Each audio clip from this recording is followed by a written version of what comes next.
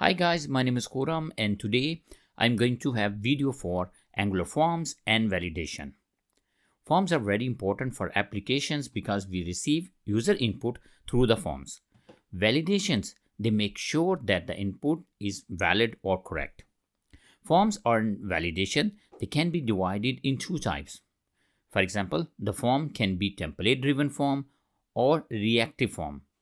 Validation, they can be built-in validation as well as the customized validation.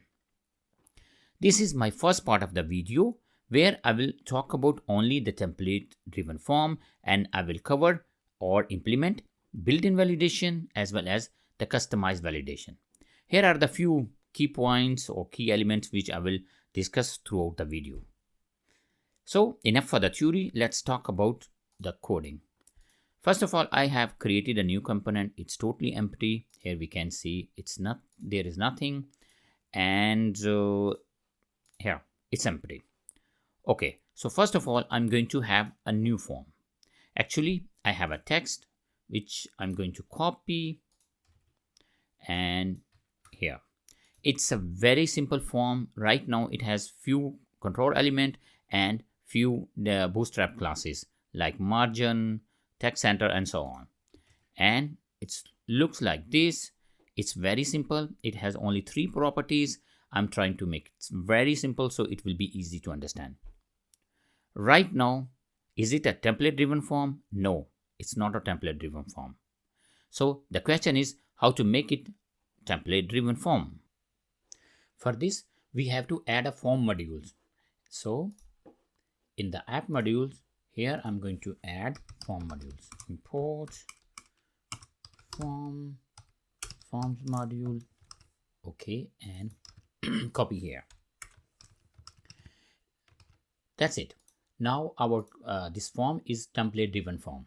We don't need to add anything. So what we have now? We have validation, we have two-way data binding, and so on. So first of all, let's check for the two-way data binding. By the way, two-way data binding means we can get data from HTML template file to the component file and so on, or vice versa. So first of all, here I'm going to define an instance. Actually, I'm going to define a template level object or variable. So first of all, let's say emp form is an object, and I'm going to create this one with ng form. Here ng form creating an instance of a form group, an instant, so that we can bind all these control element with the instance. So now we have instance. We like to add combined with the instance these control elements. So I'm going to define with the name because they bind with the name, and ng model here. Okay, I'm going to do same thing with rest of the control element. And this is this is age, and this is address. Okay, now I have bound the control element. Let's see if they have values. Not here, actually here br form, let's say values, values, and here I'm just going to say emp form, which is an instance dot value, and here I'm going to define a pipe JSON. Now let's see, these are here, and if I enter here, so we can see the value. See, the values are here. So we have bound the values properly. Okay, now how to get the values from the template file to the component file? So because I'm going like to have the values here, so I have to define some object here which can hold the values. So first of all, I'm saying an employee, which is an object of any. I can use data model or data class, but I'm just using any. And here I'm just going to define name, which is empty, and age, let's say 12, and one more address, which is empty, right? So I have 1, 2, 3 properties, just like I have the control element. Now I'm going to attach or just attach to each other. So I'm just saying this one and copy, and it's equal to what's the name and employee, so it dot name. Okay, so here I'm going to this one, and this time it's age, and here is address. Fine. Now the values are here in the component file, just like to show here. So for this, I'm just going to define a method on submit, of course, and it's a method, and let okay, and this one, and I'm going to alert the values and JSON dot stringify and this dot and employee. So what I'm doing, I have attached the properties, and now I'm just showing the object here. So let's see here we can see the 12 which I entered here. If I entered 22, so now here is a 22. So the thing is, now we are getting the values from component file to the HTML file or template file. And now let's see if I enter here, oh hello, and let's enter my name Khurram, and address is Copenhagen. Okay, and if I enter here, okay, I defined the method, but I forgot to call here. So let's see on ng submit, yes, and this is the method. Okay, fair enough. Forum and Copen, right? And I will press. Now we can see name Khurram, age 22. By the way, I'm not 22. Address Copenhagen. So the thing is, now we are getting the values from template file to the component file as well. So we have two-way data binding. That's it. Now let's move to the validation. In validation for template, we have both built-in validation as well as the customized validation. Let's start with the built-in validation. Built-in validation means we can set the validation. For example, if I say required, it means this field cannot be empty. It means the name cannot be empty. If it's empty, the field is invalid, so the whole form is invalid. Let's see, let's check this. I'm just going to copy. Let's say is form valid, and here I'm just checking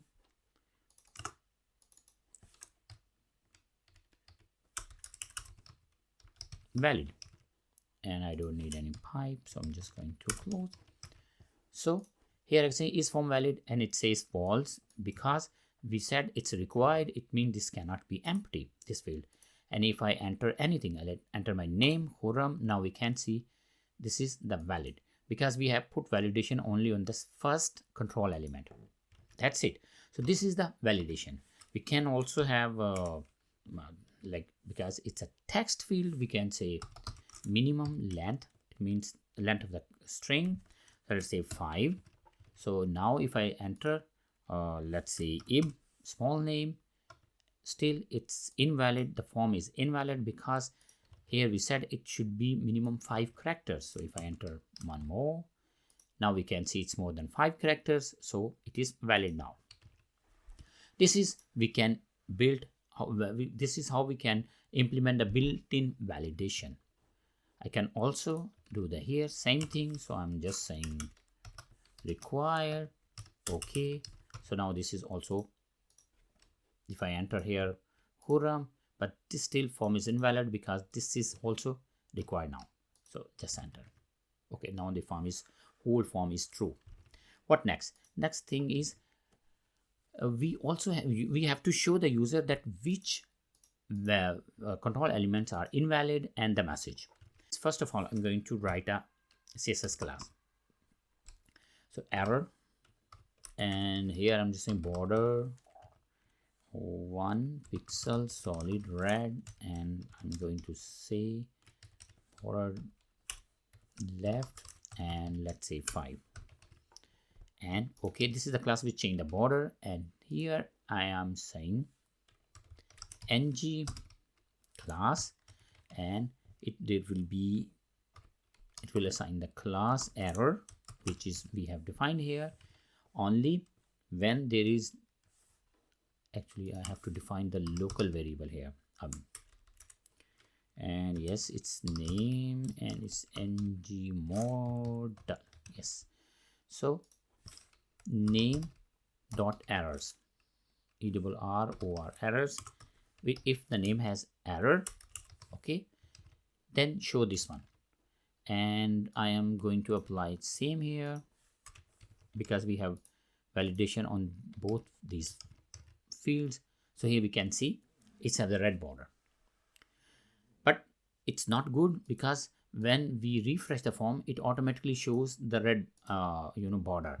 So for this, I'm just going to change here, and now one more, name dot touch. If the form is touched and invalid, then show the border, or name is invalid and this one, form dot submitted, aside and the form is submitted.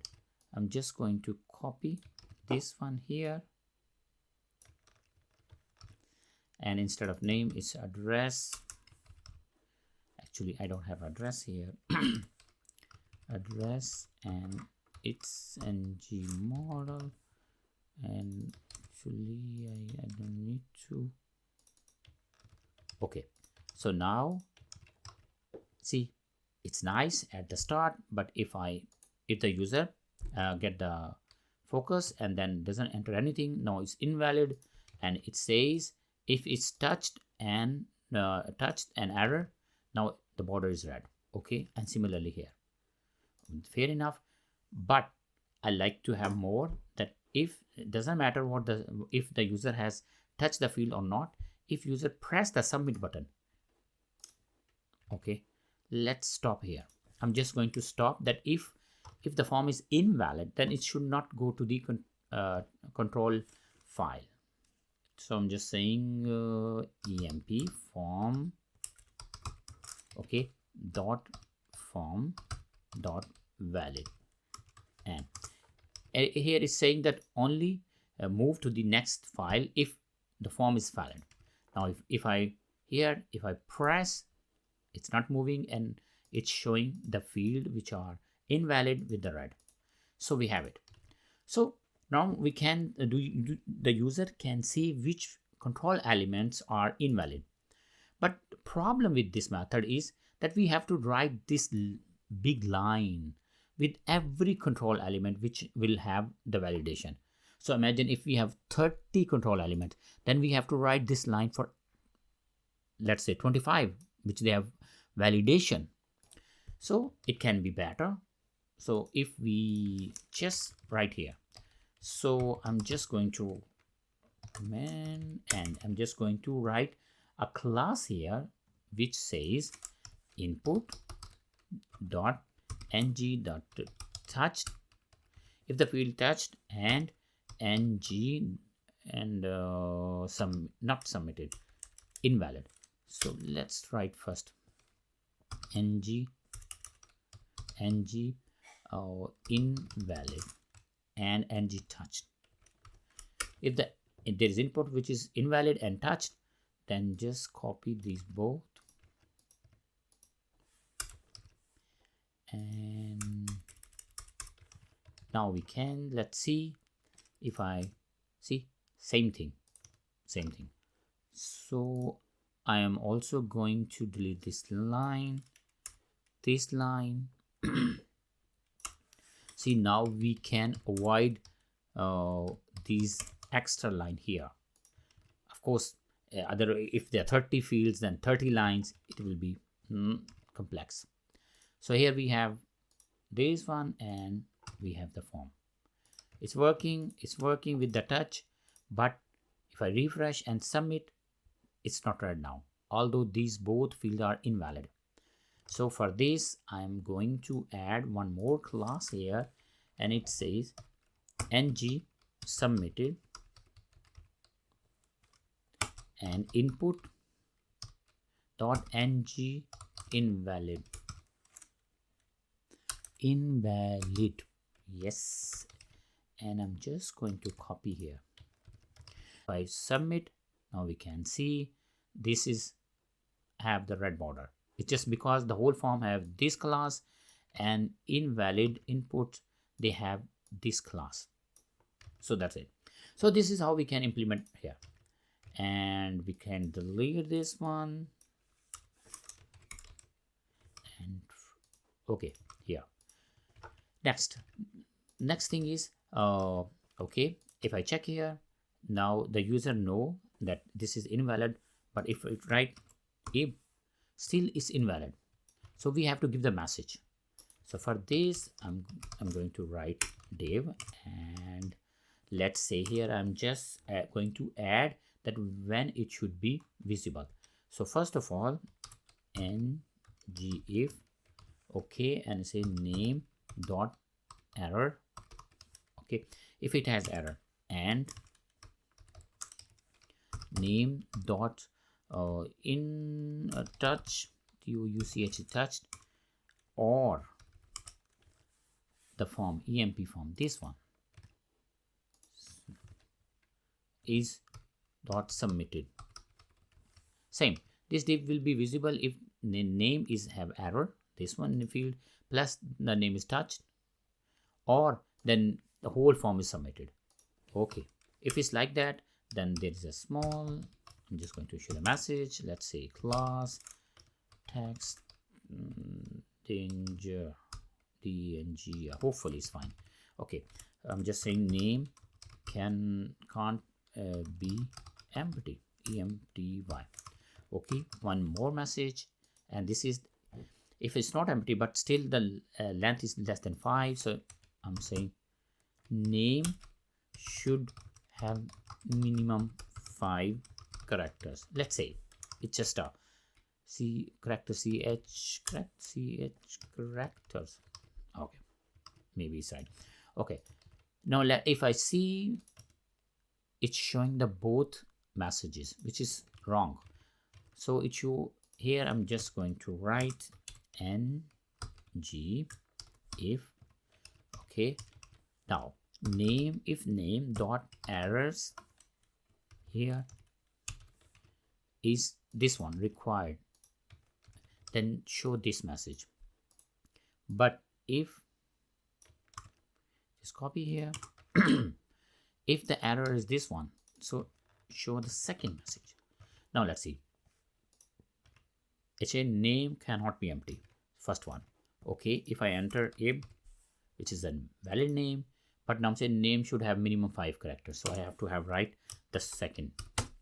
Okay, so now it's valid. So this way we are actually showing the proper message. And same here, I'm just going to do the same thing for the address. So this is address, I'm just going to copy, and this one paste and paste, and actually I don't need this one, so let's copy this one. Address can't be empty. Okay, now let's see, address can't be empty, right? There are different type of built-in validations, like it can be email. For example, if I write here instead of it's just say it's email, let's say, okay, then it will be invalid.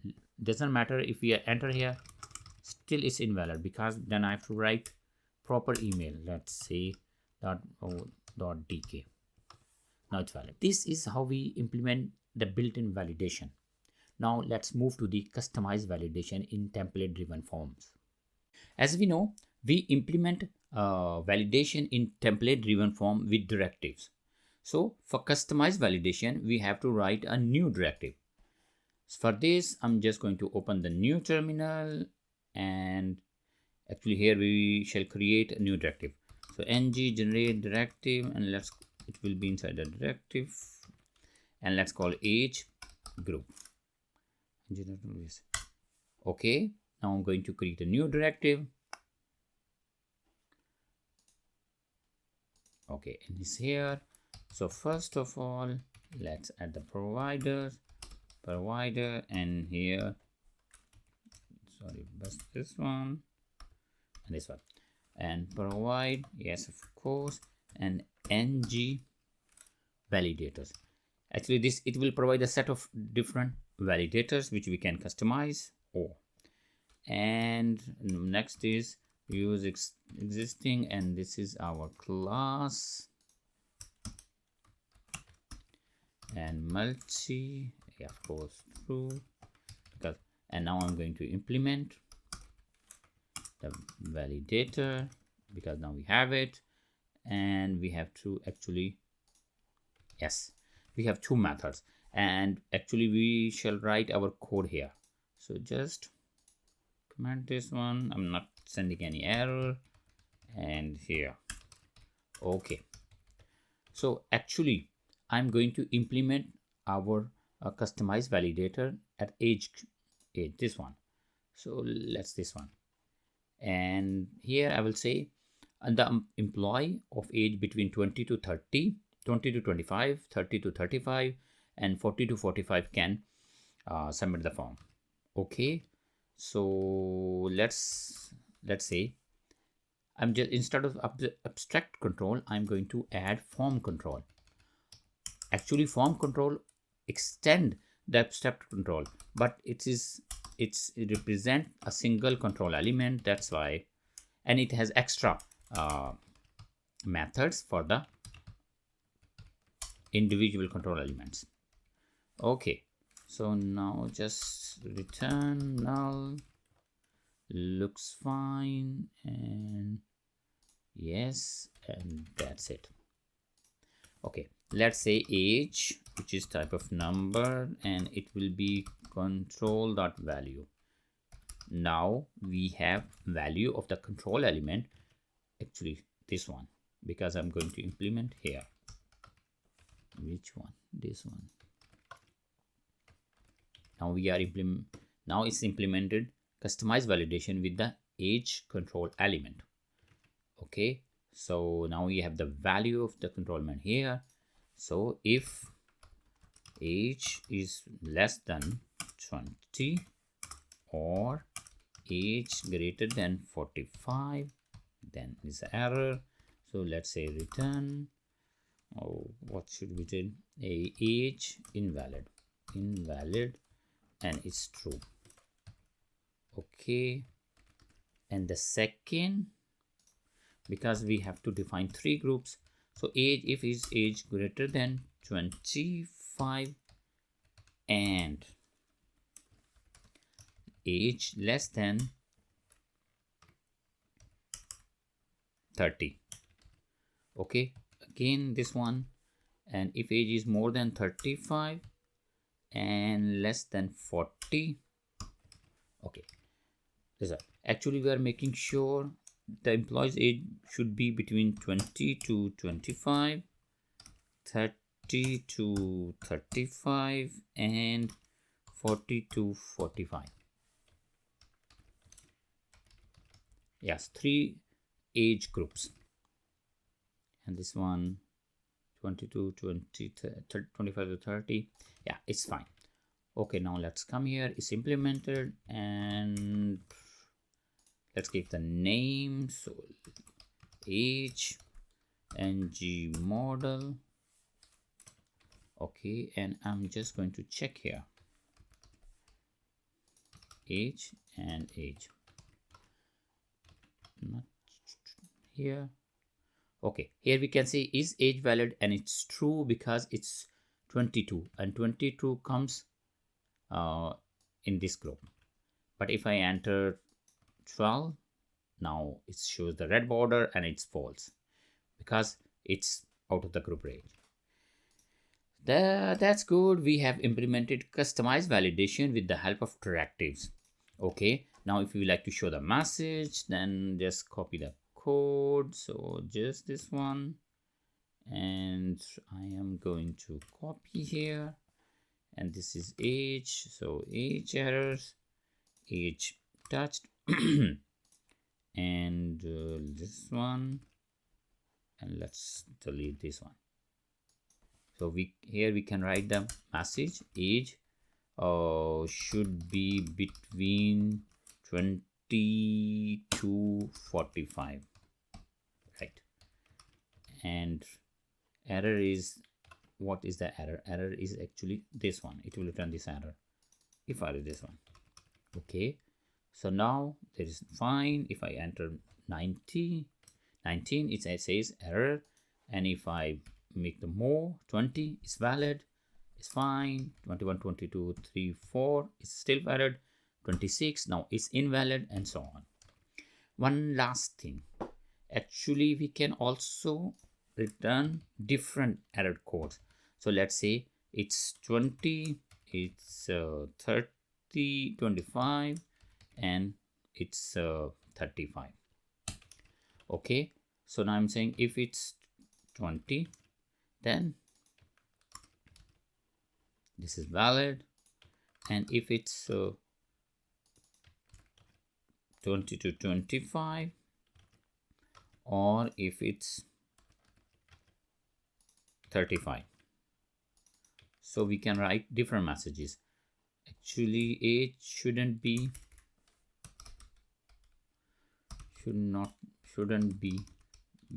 between 25 to 30, and same thing here, it shouldn't be 35 to 40. So one, and it's returning different codes. So let's see if it's working. Okay, now 22, it's okay, so it shows that age shouldn't be between 25 to 30, and if it's a 36, so now it's another message, and now it's in NA. If again 26, another message. That's it. So this is how we implement customized validation in template driven form. Thanks for watching and have a very nice time. Bye.